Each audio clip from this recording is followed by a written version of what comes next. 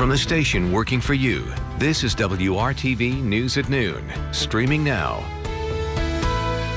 The buses were rolling and now students are back in the classrooms. Coming up, a very different kind of first day of school for students across Indianapolis. And it was a chilly start to that first day of school for Indianapolis students. I'm Lauren Casey. Alyssa Donovan is joining me this midday. Alyssa, we started off in the 30s this morning. Are things warming up this midday? Yeah, we are lucky. It warmed up very quickly because we had so much sunshine and clear skies out there. But this morning we were in the 30s. We had a frost advisory. It felt a lot more like winter than fall. Right now it's 55 in Indianapolis, still a few cooler spots to the north, close to the 60s to the south, and that's where we will climb to as we head into the afternoon hours. That clear sky has allowed us to warm quickly, expected to be right around 61 by 4 or 5 o'clock today. We are going to climb a little bit warmer as we head through the week. Those temperatures are still low for this time of year. So what's going on is high pressure is in control right now. That has helped usher in some cooler air from the north, and that's going to slide off to the east over the next couple days, keeping our skies clear for now and most of tomorrow. And then we are going to see some changes over the next few days. We'll see some southerly winds coming in, which will help warm us up. So over Tuesday and Wednesday, we'll be back close to 80 degrees, a little bit breezy out there as well. Those temperatures staying in the 70s for much of the rest of the work week.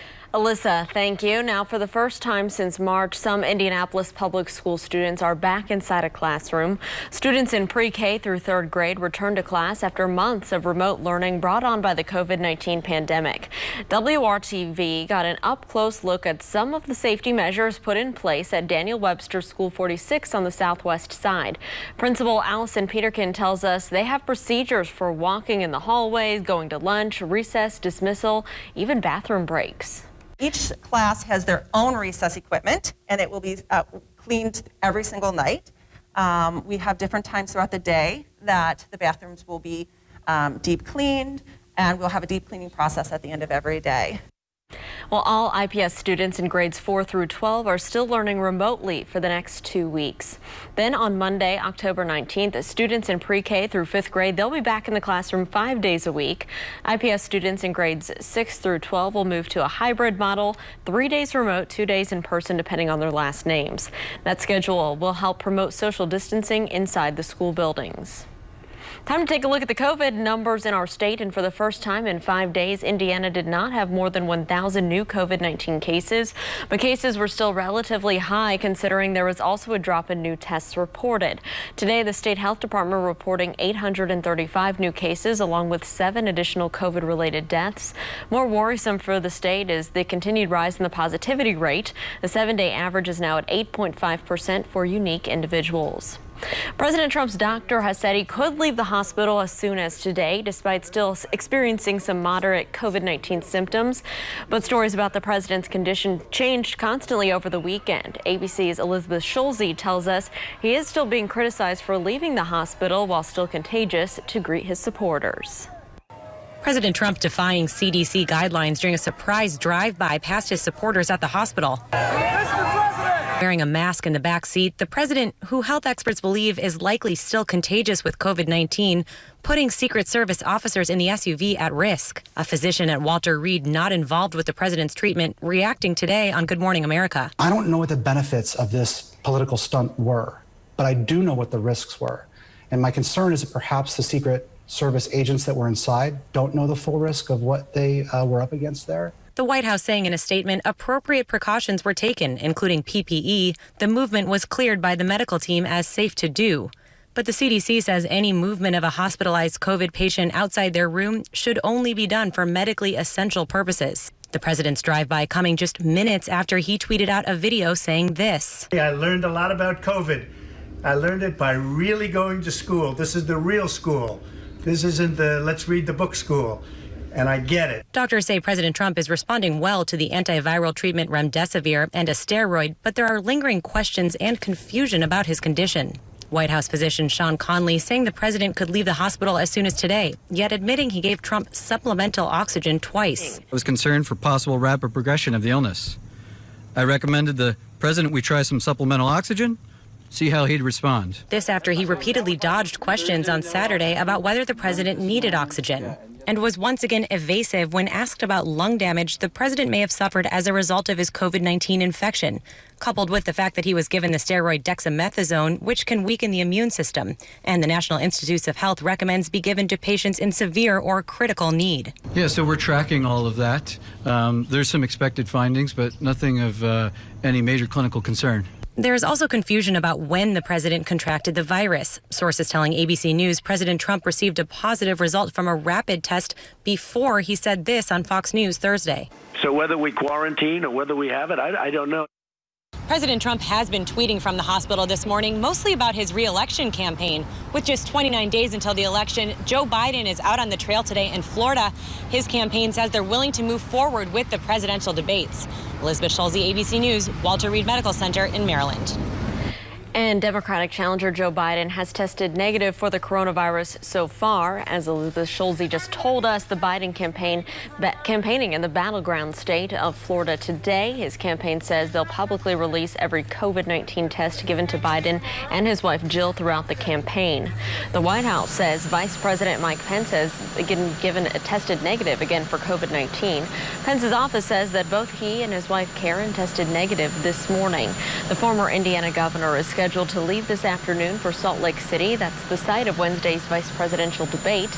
With Trump still in the hospital, Pence is scheduled to make a campaign stop in Arizona this Thursday as well.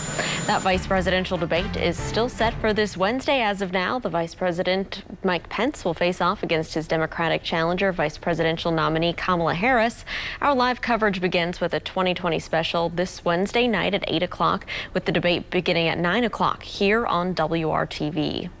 New this midday, the U.S. Supreme Court says it will not hear a case from the former Kentucky court clerk who refused to issue marriage license to same-sex couples. The court today turned down an appeal from Kim Davis. You may remember she was the former clerk who sued after she said her religious beliefs kept her from recognizing same-sex marriages after the Supreme Court ruled they were legal back in 2015. But there's a lot of focus on an opinion in the Davis case written by Justice Clarence Thomas and agreed to by Justice Samuel Alito. The two conservative justices agreed with the decision not to hear the clerk's case, but they both objected to the original 2015 ruling on same-sex marriage. Justice Thomas wrote that because of the ruling, those with sincerely held religious beliefs concerning marriage will find it increasingly difficult to participate in society. Both justices appeared to call on the Supreme Court to revisit that decision in the future. The pandemic continues, and the season for another potentially deadly disease is also here. Next, the campaign that's underway right now to push you to protect yourself and your family this fall and winter. Alyssa. And we are going to warm up a little bit more today. We're in the 50s right now. We'll reach the low 60s this afternoon, and then we are warming way up as we head through the week, close to 80 degrees by Wednesday. I'll break down the details coming up.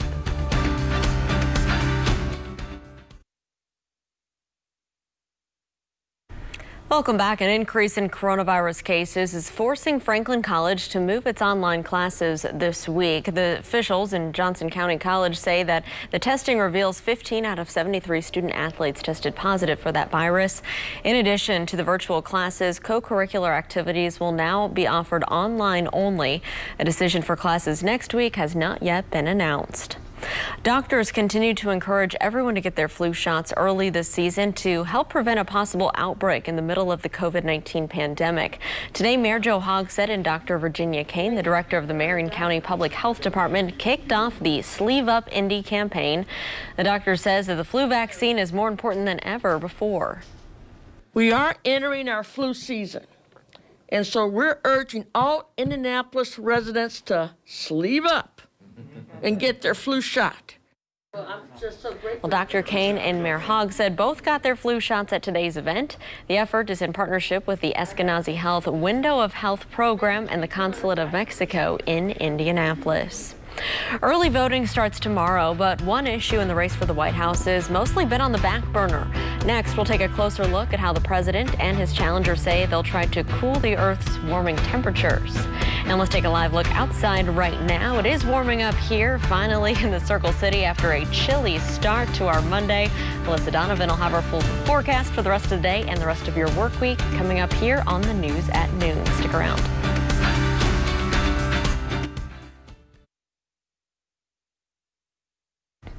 Back to the race for the White House now. One issue that hasn't gotten much attention during the campaign season is climate change. Many scientists say we could be running out of time to effectively deal with the Earth's rising temperature. Stephanie Sandoval with our partners at Newsy takes a closer look at the climate change plans for each of the presidential candidates. President Trump has long denied the existence of climate change and has made moves that reflect that disbelief, even as he calls himself an environmentalist. I have done more environmental impact statements probably than anybody. His opponent, Joe Biden, has proposed a $2 trillion climate plan that would invest in clean energy in areas like infrastructure, the auto industry, and agriculture. You know, when Donald Trump thinks about climate change, he thinks hoax. When I think about it, I think jobs.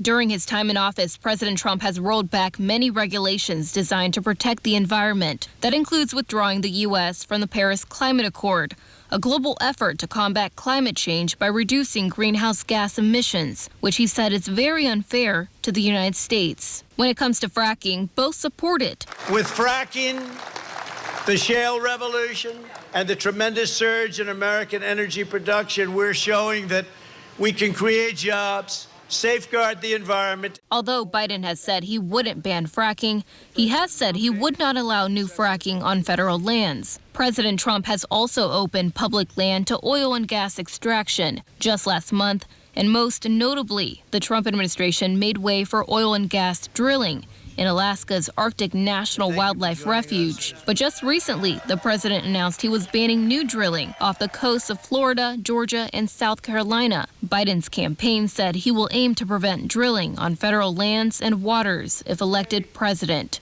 Stephanie Sandoval, Newsy. If you plan on voting in the general election here in Indiana, you must register to vote by the end of the day today. The deadline is midnight tonight. You can either register in person or you can do it online. Just go to indianavoters.com. You can also check your registration status there. In-person early voting for the general election opens up across the state tomorrow.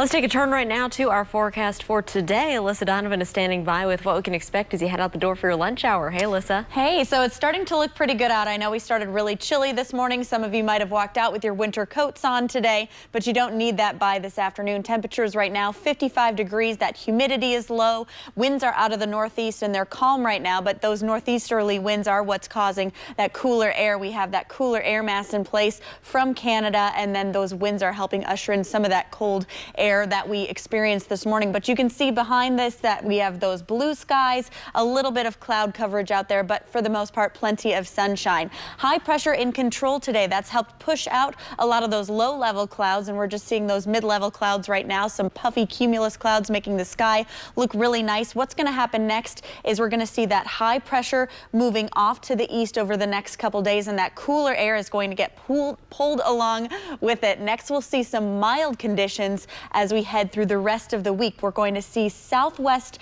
winds moving in tomorrow, and we are going to see a breezy Tuesday and Wednesday on tap. But the good news with those southwesterly winds and that mild air mass is that we are going to see temperatures climbing up and a little bit more moisture in the air over the next few days. No chances for rain in the forecast, but you are going to notice just a little bit more warmth in the air. So today, highs in the low 60s. As we head into the afternoon, we'll climb a little bit above 70 degrees, close to 80 by Wednesday, and then Thursday staying in the 70s before we start to fall back as we head towards the weekend. So looking at today, 62 for the high. We'll continue to see mostly sunny skies, those light northeasterly winds, and then we're going to see those winds shift for your Tuesday and Wednesday. Breezy conditions, 72 degrees for the high on Tuesday. Wednesday will be close to 80 degrees. Overnight tonight, not nearly as cold as how we were this morning. Tomorrow morning, we'll start with those temperatures in the 40s, so you won't need that warmer coat, just a lighter coat. And then as we head through the rest of the week, we'll see those winds die down by Thursday and Friday. A little bit more cloud coverage as we head towards the weekend. Those temperatures, though, closer to average. Usually we are in the low 70s this time of year, so we'll warm back up for the weekend, and we have a really nice weekend ahead. All right, Alyssa, thank you so much. That looks great. Well, you look to them to find out whether the businesses you deal with are legit. Sometimes, though, they're even the victims of scam artists. Tim Maniscalco with the Better Business Bureau tells us how even his own agency can't avoid the bad guys sometimes. Everybody gets scammed out there, or at least try to get scammed, and sometimes it even happens with BBB or people who are using our BBB website. Here's what we found out is happening. There are some companies that are actually taking a fake BBB website, putting an A+ grade on there, putting the BBB accredited business seal on there, and trying to fool consumers that they're Better Business Bureau accredited businesses. I want everyone to know that our site is bbb.org. That's the right site. So when you look in the URL, it should say bbb.org. And the reason that we think that's so important is if you are an accredited business, you pledge to our 8 standards of trust. And those are things like, responding to consumers' complaints, dealing with people in a trustworthy manner, making certain that you are protecting people's identities out there. We make certain that accredited businesses pledge and are adhering to those standards. So don't be fooled. Go to bbb.org. In Central Indiana, there are over 3,800 businesses that are accredited with our Better Business Bureau here in Central Indiana. bbb.org. Just make sure you use that particular URL or website. And also, if you do see a website out there that says they're BBB, please let us know. All right, Tim, thank you so much. Once again, the website you need to remember is bbb.org. Make sure that's the address you see on your web browser so you know that you're at the correct site. Very important. Well, she got a special greeting last year, and now it's just a regular thing for one of the biggest movie stars in the world to show up for her birthday. It's a great story. We'll have it for you next right here on the News at Noon on WRTV. Stick around.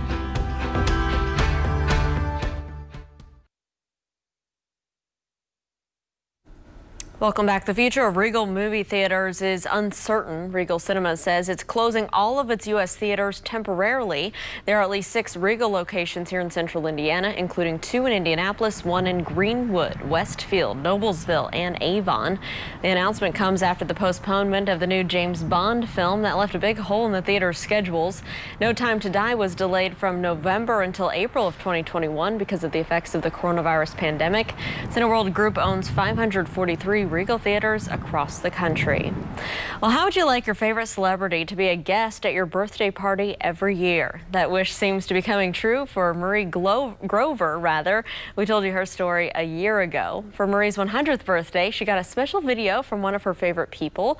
This year for her birthday, number 101, he was back.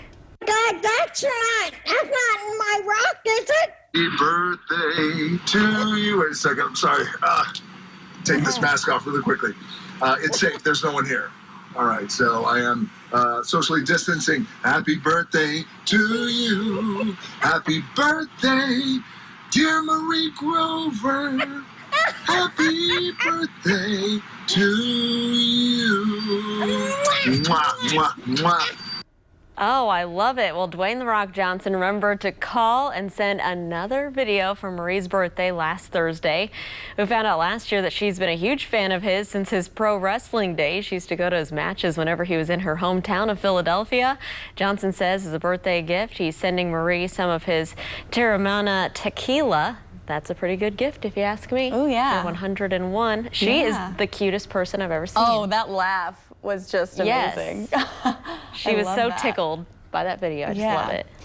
We have a really nice forecast this week. Temperatures today will continue to climb into the low 60s. We're seeing mostly sunny skies, a few clouds filtering through this afternoon, and then a little breezy tomorrow and Wednesday, but warmer. We're close to 80 again on Wednesday, and then we're back closer to average as we head towards the weekend. The weekend looking really nice with those temperatures in the mid 70s with partly to mostly sunny skies. All right, Alyssa, thank you, and thank you for joining us and making WRTV your choice for news. Come back here and join us for the news at 5. Have a great Monday.